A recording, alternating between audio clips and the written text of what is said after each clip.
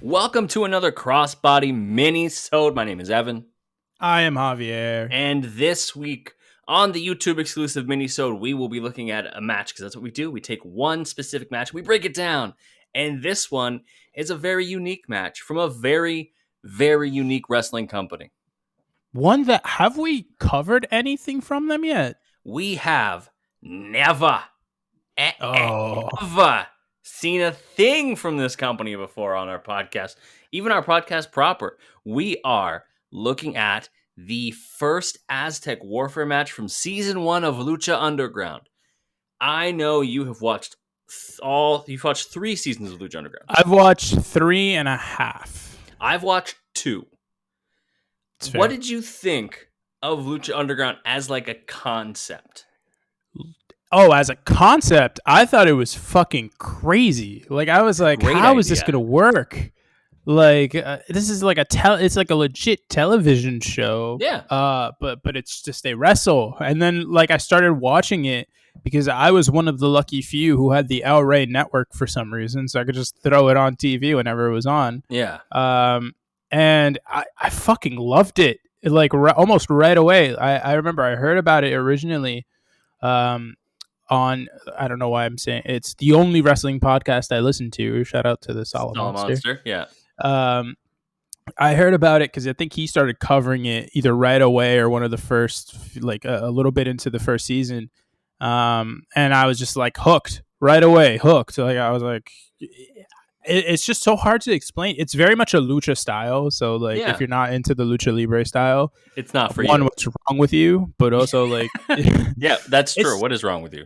It's just damn entertaining. I don't know. It's like a mixture of so much stuff. It's like lucha libre, but yes, there are technical aspects to it. But none of it is serious. It's like literally like a scripted TV show. So, like, you know, it takes elements from like corny action movies and comedies that take themselves a little serious, but not really. Like, and people die in Lucha Underground. Yeah. Bro, the boss is like some fucking mafioso, like a Mexican mafioso over there. You know, it's like, it's crazy. I was sold on the concept. Because you have to suspend your belief a lot when you are a wrestling fan. That's part of the deal.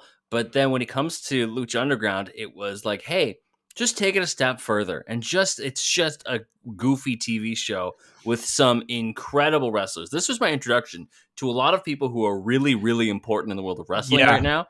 And so I think it was fantastic. Aztec Warfare. Weirdly, you'd think that the match that's going to crown your first ever champion would be like first couple episodes. Nope. Episode 9 of season 1. They really set the table for a couple of feuds and some really some introductions, a lot of good vignettes, a lot of good interactions before they even took us to Aztec Warfare. Break down the Aztec Warfare match. How does it work? It is a battle royal where it's not over the top rules. It's pinfall or submission. Correct.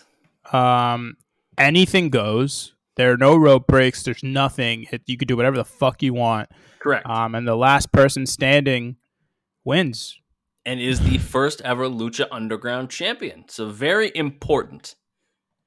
It's just weird. I don't know how to describe how like trippy it is. The fact that they didn't have a champion for 9 episodes and then just randomly Dario Cueto decided, you know what? He literally, I think he said, I need a champion. Yeah. So we're going to decide a champion and we're going to do it in Aztec Warfare. I love the temple. I love the layout. I love the way it was presented, where the entrance was just from the top and all the fans were around. Yeah. And Dario Cueto had his office in the temple. Like it was I love the multiple entrances because it's not just the top. There's like a little tunnel entryway from the sides. There's like random doors that people come out of sometimes through the crowd. And then, that main entrance area, which is up on top, they come from like the rafters almost. The thing that I know that it killed Lucha Underground was how restrictive their contracts were. It just didn't work. Yeah. And that's such a shame because, like, I think there would be such a benefit to have your wrestlers from Lucha Underground go out, do the indies, show up other places, bring more eyes to Lucha Underground because they are stocked with talent from the get-go. Yeah. What I never understood is like, especially more so with the Impact deal. Like they had so many people go to Impact after Lucha Underground, and it's Yeah. like just have a working relationship with Impact. Impact at that time was like whoring themselves out to whoever the hell would take I them. was gonna say Impact loves working with other companies. Impact is Yeah. just ready to join in. They're ready to just help out. Sure, we'll be part of you. Day of recording a couple days ago, they announced who the first person booked for like their multiverse show is, and it's Hiroshi Tanahashi. Ooh. Pretty good get if you I can get mean, him. all I gotta say is against all odds last week. The Motor City Machine Guns, That's baby. true. Chris Very Sabin important with things. is your new X Division champion. Main event: Steve Macklin drops his title to Alex Shelley. Evan, are we gonna get an option C? I hope so. I think that'd be great. All right, let's talk about option one for this episode, which is, of course, breaking down the Aztec Warfare match. So, Dario Cueto introduces us. He talks about everything. We talk about commentary. We got Matt Stryker and Vampiro, who are, and this is true, really good. Yeah, it's honestly like shocking how like competent they are together in this setting. They're so good. Yeah. It doesn't make sense because like you hear them independently. Otherwise, you're like, it's not for me. But they bring something out of one another, and you're like, okay, this really works. You do have to have a little bit of a forgiveness for some corny stuff. Like they do go very much into corny's territory a bunch of times during the commentary, Matt Stryker being corny, no.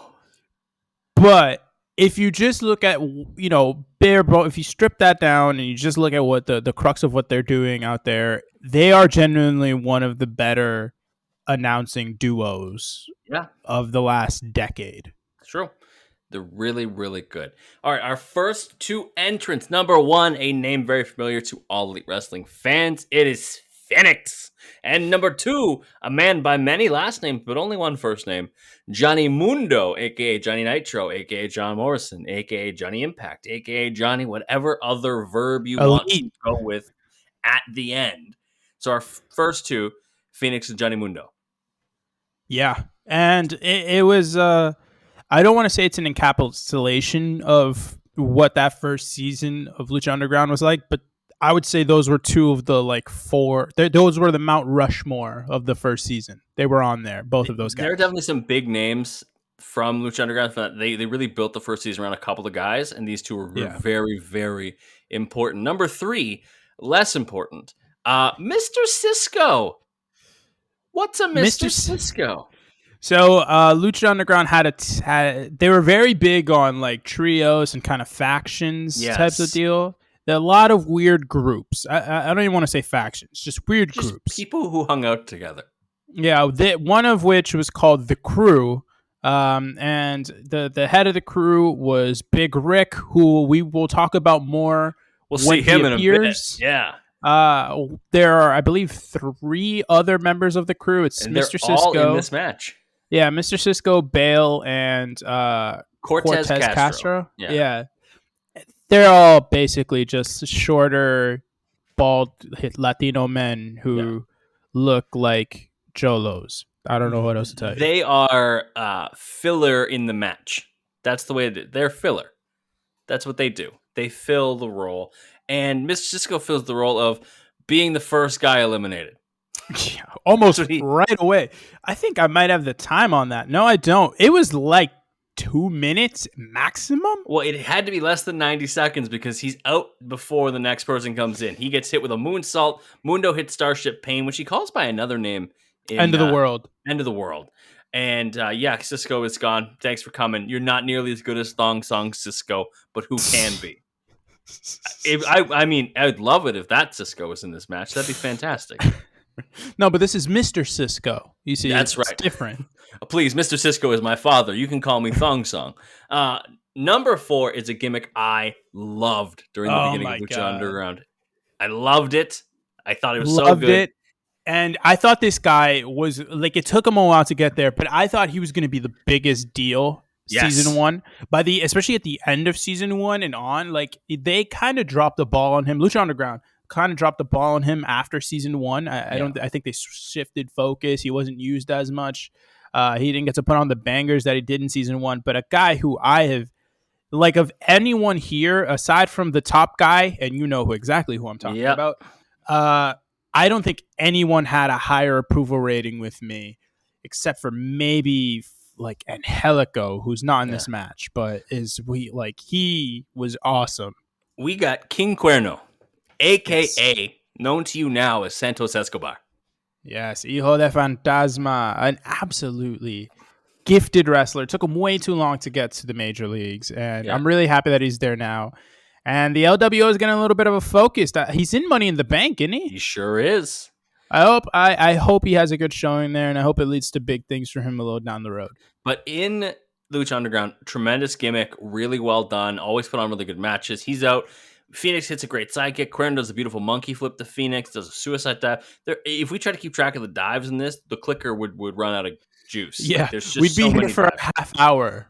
Number 5, another guy who really had a good showing, specifically in the first 2 seasons of Lucha Underground, Son of Havoc, a.k.a. Matt Cross. Yeah, a guy who, in my opinion, my favorite trios, honestly, maybe even ever. Like, wow. I'd rate these guys as over the Shield, like, as far as, like, importance to me, specifically. Okay. Because I was about to just drop the New Day hammer on you. Son of Havoc, Ivelisse, and Angelico were... They were your 3 boys, people that made no sense together.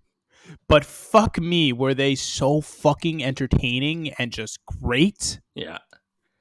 And Havoc has a really good spot that they give him. Does like the springboard rolling dive to the outside onto everybody where he clears the top rope. Which every time I see somebody just clear the top rope, I'm just impressed. Unless it's Roman Reigns, in which case I'm worried he's going to clip his feet and break his fucking face. His gorgeous face. What was it? Oh, it was Ahmed Johnson. Ahmed Johnson, who did the Roman dive and just fucking landed right on his head. Go and listen to our Ahmed Johnson episode and watch it on YouTube. Do that. Who's a draw, apparently. Ahmed Johnson's been putting up numbers. Full disclosure. Number 6, Pimpinella Escarata, an Exotico. Yes, an Exotico. For those who don't know what an Exotico is, it's Evan, how would you describe it? It's like a drag wrestler, kind of. Essentially, yeah. That's the vibe that I would describe it as. Is a wrestler whose gimmick involves feminine aspects, right? A male wrestler specifically who has like a lot of feminine aspects to their gimmick, the way they dress, the way they act, which it adds an extra dimension. And exotic wrestlers can still wrestle; they can still go. Like Pimpinella can do it in the ring. Pimpinella, let me tell you something, would eat on RuPaul's Drag Race. I love RuPaul's Drag Race so much. Pimpinella does some arm drags, a double one against Fenix and Cuerno. Gives Fenix a kiss. Don't, ask for consent. That's the way it goes.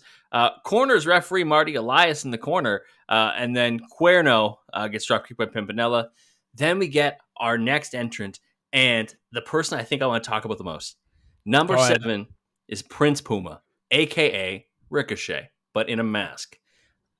I truly believe and it doesn't need to be the exact character, I truly believe Ricochet should be a luchador with a mask. He's a good-looking guy. He's a good-looking fella. But the luchador style with the mask and his moveset gives him this superhero quality that cannot be fully quantified. And he has all of it in Lucha Underground. Yeah. He is that guy. If he did that in WWE, he'd be higher on the card. We wouldn't be forgetting about him. It wouldn't be an afterthought. It wouldn't be like, oh, he's a tag team with Braun Strowman. He would be the heir apparent to Rey Mysterio. I'm calling it now. Yeah, I couldn't agree more. Again, Ricochet is a really attractive man. Like there is no reason. Fella. No reason to put him under a mask whatsoever aesthetically. But fuck me, it just works. Like, I don't know what it was about Prince Puma. Like, obviously, like he would do like a 630 splash. He did all this other shit. Like, he's a goddamn springboard. This is not just... Yeah. This isn't just Ricochet. This is younger Ricochet. This is Ricochet when Ricochet just didn't care. He was just a goddamn little rubber bouncy ball just going all over the place. But I don't know, man. It's just I think that if you put him under a mask, you just stop letting him talk. And it unlocks something inside of him. Yeah, I think maybe like takes away a little bit of the pressure. I don't know. It really what Prince Puma was to me was a little bit kind of more lucha version of like El Generico, just like that like aspect, especially more so with anything. It was the selling. Yes. He's just one of those guys who has a mask, and you could just fucking tell whenever a big move happened to him. He was like, oh, like the Sami Zayn is one of the best facial sellers ever, in my opinion, the best ever in the history of pro wrestling. You slap a mask back on him tomorrow, and immediately, I think he main events WrestleMania next year. But there are people who, well, I mean, he did main event WrestleMania this year too, so good for him. So Puma comes out, he faces off against Mundo. It's excellent. He sells the boot from Mundo like death. Fenix hits a great springboard dropkick on Mundo. We get number 8, another member of that trio that you love, Ivelisse, because this is an intergender match, like most matches in Lucha Underground. Pretty much all matches. Yeah. I mean, anytime a woman is involved, it's usually against a man. It's true. Ivelisse does some great moves, diving Hurricane run into Cuerno, a tornado DDT to Fenix. Pimpinella comes back to the ring, tries to kiss everybody. Cuerno drop kicks Pimpinella. Son of Havoc hits a shooting star press. Really good. Take notes, Billy Kidman. And is pinned. So Pimpinella is our second elimination. So we've had 8 people come out, only 2 people eliminated. An important note to all of the listeners / viewers out there: Ivelisse and Son of Havoc are a couple. They are a couple. They are dating at this point, not in real life. In the show, they are dating. Well, here I am trying to find it. I was just happy for love. Number 9 is Drago. Another fantastic look. I remember watching through because I caught up. I think I watched the first like 10 episodes in a row. Of this show. And I remember the first time I saw Drago, I was watching it with some of my friends, and everyone, including non-wrestling fans, immediately were like, that guy looks cool. Like there's like that mask and that dude, it's got something going for him. With the tongue too, and like he paints the tongue. He just looks so fucking cool, man. And he's one of those characters that was like consistent throughout his run there. Like he was used in ways that made sense the whole way through. He was never going to be a top guy. He was a little older. I think Drago by this point was already in his 40s. Jesus. And yeah, I mean, he had a ceiling to him, but god damn it, he's one of those like fan favorite types, you know? Yeah, Drago was 40. Yeah. He's like one of those fan favorite guys. And then right after Drago came Bale. I just like in between there. There's a spiking Frankensteiner by Drago to Puma, and again, Ricochet sells it like death, which is great. And there's an elimination because Cuerno hits the thrill of the hunt to Ivelisse and pins her. So she's in very briefly. Bale comes in at number 10. She gets thrown onto him, doesn't she? Yes, she gets tossed from one person to another, and then he hits the thrill of the hunt. Yeah. Yep. Really good. And then Bale comes out. He doesn't last super long, but he lasts long enough for the next person to come out, which is Cortez Castro. Yeah. Cortez another member Castro. of the crew. And I was just happy they're all there. Like that's cool. Yeah, at one point they're on top. They're both in the ring. I think they're working over Johnny Mundo and Prince Puma. Yeah. And then the next person comes out. There's an elimination that we're missing in there, and that's Son of Havoc. So he joins Ivelisse in the back because he gets hit with a Superman punch from Puma, and then a GTS, but instead of the knee, it's the kick, like it's the drop down kick, and he gets pinned by Puma, I believe. Yes. And then right after that is Ricky Mandel, who, Evan, I know you're going to ask for me to explain Ricky Mandel to the people. The only way that I could truly explain Ricky Mandel to the people, as white meat babyfaces get. I say this with as much respect on a man who made it to network television and in the wrestling business as I can. Hold on. Who?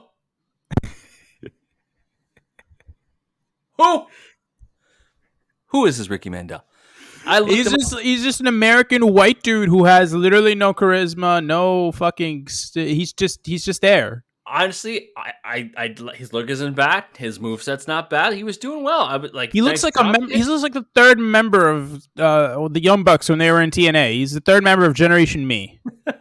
What was their last name in they were Buck, right? They were just Buck, yeah. Yeah, they were Buck. They're like the Young Bucks. Buck. You get to be a Buck. Nice drop kicks in the ring with Puma. We get a Northern Lights brainbuster roll through. A standing shooting star press to Bale. He gets eliminated.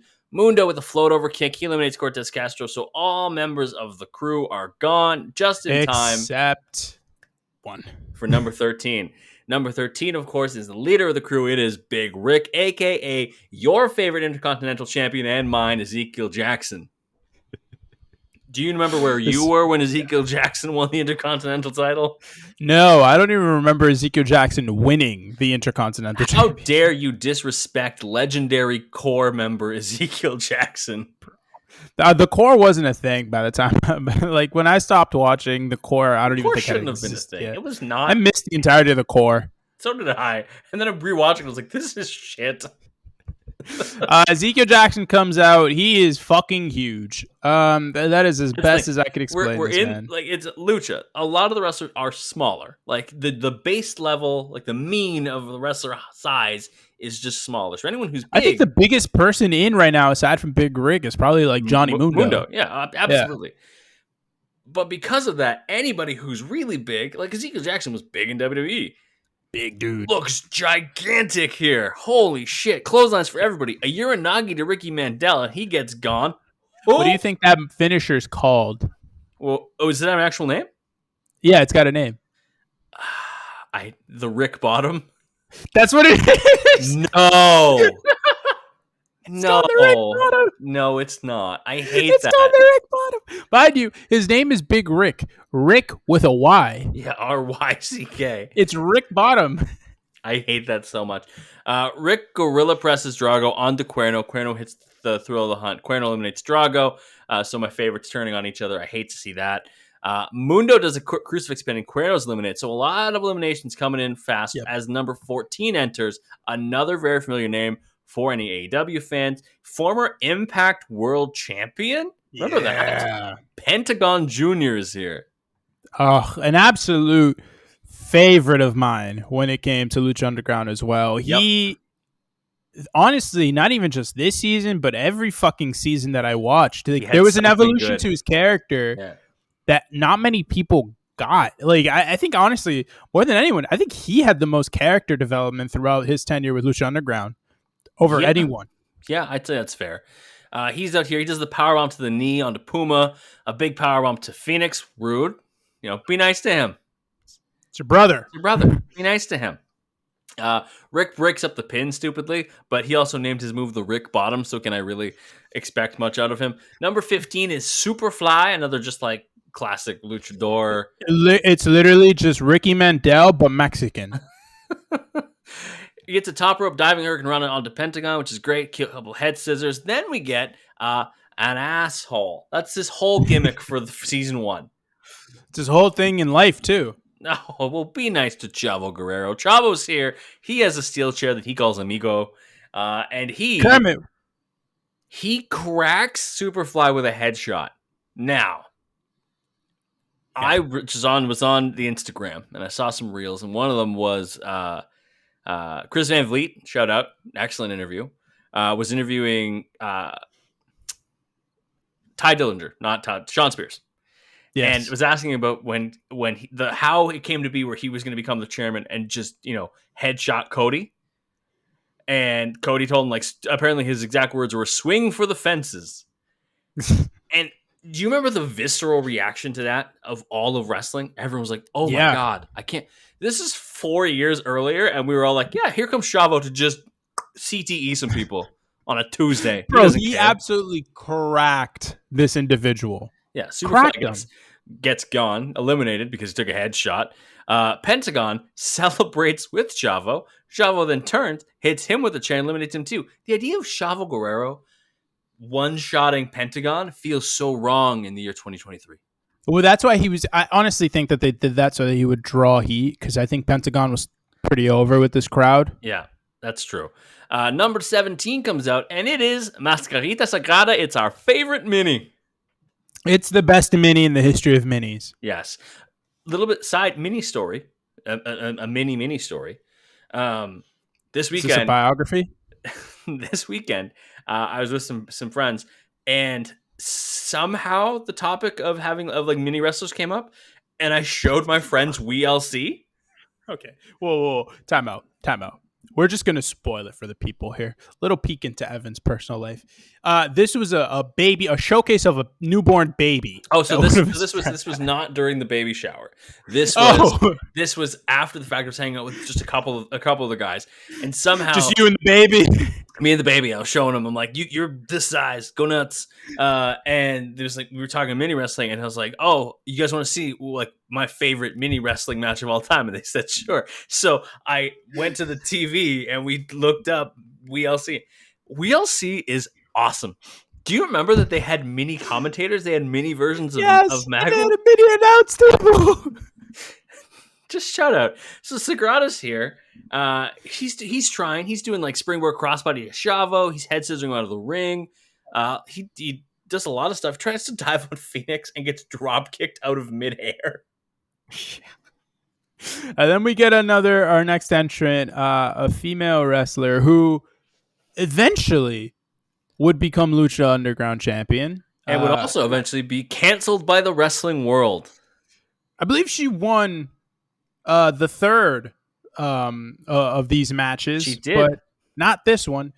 Sexy Star is here. Do you remember why the wrestling world doesn't like Sexy Star?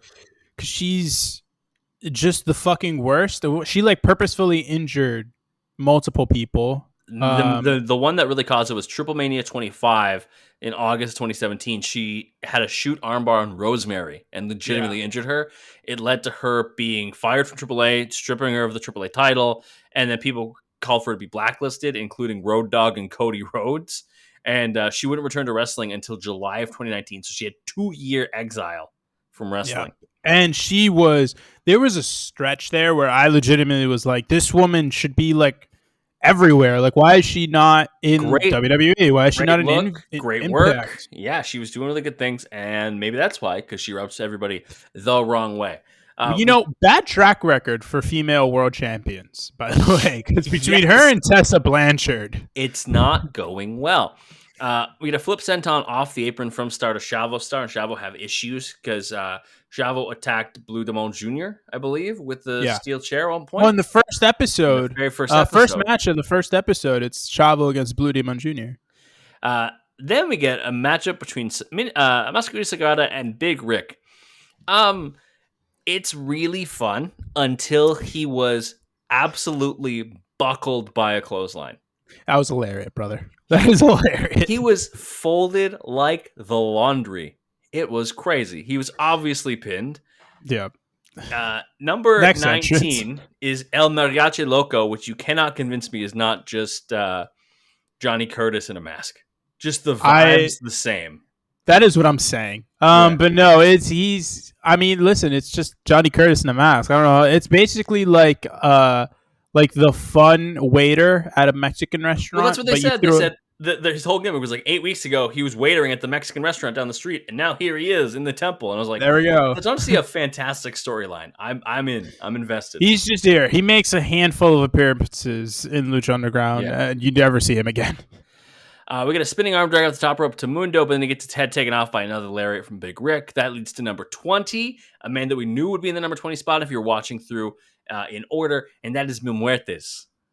Mil Muertes, the top guy adjacent. The top guy adjacent of Lucha Underground. Yeah. He was the big bad for a very long time here. He is really the focal point of the first season, I would say. I don't think he's the top guy, but he's definitely the focal point of the company in the first season. You know who? This might be a strange thing, and it may sound like a very weird comparison. His role in season 1 of Lucha Underground is very similar to Undertaker Attitude Era. He's not the top guy, but he's a very important character. He's always near the top. A lot of storylines flow through him, and he's a big, tough son of a bitch. He's what Seth Rollins has kind of been the last 2 years. Imagine Mil Muertes coming out in those suits. I think that'd be really fun. Anyways. Everybody gets clotheslines, including a diving Mariachi Loco. Again, a flatline on a Mariachi Loco. He's gone. Muertes and Rick square off. Neither one falling over because they're the two big boys in the match. And then the Field. Everybody else comes in and just kicks the crap out of both of them. Yeah, and that's essentially what leads to the eliminations of a lot of these people. Yeah, so we get a standing shooting star to Rick, a 630 by Fenix, and he and Chavo pin Rick to eliminate him. Chavo, being an asshole, immediately chair shots Fenix in the head and pins him too. So we're down to Chavo, Muertes, Mundo, Puma, and Sexy Star. That's our final five. Sexy Star gets eliminated by a spear, doesn't she? Yeah. So what happens is Sexy Star drop kicks Chavo, slams her onto the chair, and then he puts the chair on Star's head. And before he can do anything, Pentagon Jr. comes out to save her. Sexy hits the chair shot to headshot to Chavo and pins him. And then she pretty much turns and gets speared into oblivion by Muertes, and she's eliminated. An excellent spear. It's a Bobby Lashley spear where he like rolls through with the spear as well. Big boy spear. So now we're down to just Puma, Mundo, and Muertes. Muertes, of course, coming in at 20. Puma came in at 7, and Mundo has been in there since the beginning at number 2. Yes. I also think, okay, so just a spoiler alert, the next elimination is Mil Muertes. Yes. And it is, in my opinion, the best of the eliminations. Okay, why's that? They just double team him straight to hell, and then eventually they just hit 2 springboard 450 splashes onto my guy to pin him. Yeah, and it's because the reason they got the advantage is because Katrina, who's out there with Muertes, gets up on the apron. Muertes moves. He was between him, her, and the ring. Muertes moves, and Mundo springboard like disaster kicks her essentially. Yep. Muertes gets pissed. Puma gets him. That's when we get to the springboard 450s. Double pin on Muertes, and he is gone. Then we get just the one-on-one match. 2 baby faces. Mundo is kind of tweener, apparently. Like he's only a tweener because he's on the bad side of the promoter. You know, Dario Cueto has a thing against Johnny Mundo at this point, which is why he was the second person to enter this match, allegedly. And yeah, I mean, listen, Prince Puma is the big baby face alongside Puma. Johnny Mundo stands no chance. No. Lots of good action. Some of the big matches. There's a spiking reverse Rana by Mundo and an end of the world, but Puma manages to kick out. Once Puma kicks out of the end of the world, you kind of know where this is going to go. Back up top one more time. Mundo gets crotched and kicked off. 6:30. Prince Puma is the first ever Lucha Underground champion, and I would say the most important Lucha Underground champion? I don't think so. Who would you go with? I still think it's Matanza. That run was amazing. Yeah, I mean it's Matanza. Do you remember who dethrones Prince Puma? Is it Mil Muertes? It is Mil Muertes at Ultima Lucha 1. Yeah, they have that. It's not a casket match. They have a different match. I don't remember. No, he has Mil Muertes has the casket match. I forget the Last Rites, I think it's called. He has that match against Fenix. He beats Fenix, and then he eventually gets to Ultima Lucha, which is where he beats Puma. Mm-hmm. And then he holds that until the next Aztec Warfare, which we're not going to spoil because we'll probably end up covering that sometime down the line. Might as well. I really like this match. It was really fun to go back and see kind of where people have gone since then, because it's already been 8 years since this match, and maybe by the time you're watching this, it's been even later. But it's really cool to go back and watch. I think we'll cover some more Lucha Underground stuff on here because I forgot how goofy all of it was. It's just so fun. If you want to see us cover more Lucha Underground stuff here on YouTube, you should tell us in the comments. You should hit subscribe. You should hit like. You should tell us all the things you want to see from our YouTube exclusive content. Follow us on Twitter and Instagram at Crossbody of Work. And, of course, catch up all of our usual podcast episodes wherever you get your podcasts every Saturday. The week that this one comes out, we're starting a 3-part series on Randy Orton. Do the pose. It's going to be great. However, where people find you on social media? I'm on the Twitter machine at JMelloSports. Sauce me follows people. Send me follows too. @7Gomes on the Twitter. ITSEVANGOMES. Make sure to hit like, hit share, hit subscribe, all that good stuff. We'll be back with another Minisode before you know it. Thanks for joining us. We'll see you then. Bye.